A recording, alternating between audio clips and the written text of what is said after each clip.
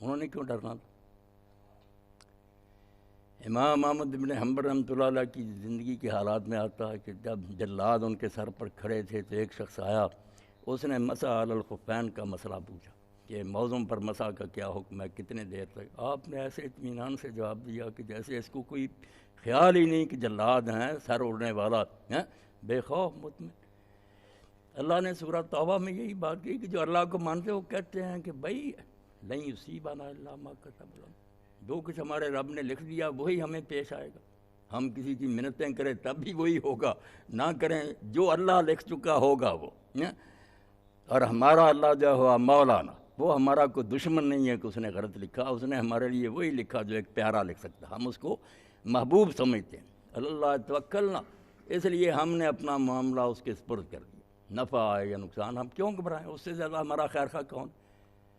تو واقعی مولانا کا یہ مضمون ہے، ایمان پرور ہے، مگر وہی بات آپ کی کہ ہماری باتیں نا یہاں سے اوپر ہاں، اس لیے ہر شخص پریشان ہوتا کہ ایمان کی یہ خوبیاں کہیں نظر تو نہیں آتی۔ ایمان ہو، اب کاغذ کے پھولوں سے تو خوشبو نہیں آ سکتی، سچ مچ گلاب کا پھول ہوگا تو خوشبو آئے گی نا، یہ باتیں جو ہیں ان سے تو نہیں کچھ بھی ظاہر ہوگا، ورنہ تو صحیح معنوں میں اللہ کو مانتے تو ایسے ہی نہ ڈر تھے، ان میں جرأت اور طاقت تھی۔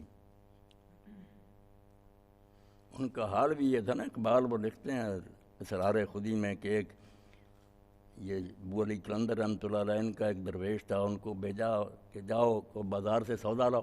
اب ایک بادشاہی نوکر سپاہی پھر رہا تھا بگڑے ہوئے، اس کے سر پر اس نے ڈنڈا مارا، درویش کی آنکھوں سے آنسو گر گئے، کہہ نہیں سکا کوئی، خام خواہی غریب کو مارا۔ وہ گیا اور اس نے آپ نے پوچھا کیا ہوا، اس نے کہا اس طرح ظلم کیا۔ آپ نے اسی وقت بادشاہ کے نام پرچہ لکھا کہ یہ ظلم ہوا، یا اس کا ازالہ کر ورنہ میں خدا سے دعا کروں گا، کل تو بادشاہ نہیں ہوگا۔ ہاں، لرزہ انداخت برندہ میں شاہ، بادشاہ کے جسم کانپا، لرز گیا، اور اسی وقت اس نے کہا تلاش کرو اس ظالم کو سزا دو۔ جو اللہ کے بندے ہوتے ہیں انہیں پر اللہ پر بھروسہ بھی ہوتا ہے نا، انبیاء جو تھے حضور پاک نے کہا فکر نہ کرو بکر، اللہ ہمارے ساتھ ہوتا بھی ہے نا ان کے ساتھ۔ اللہ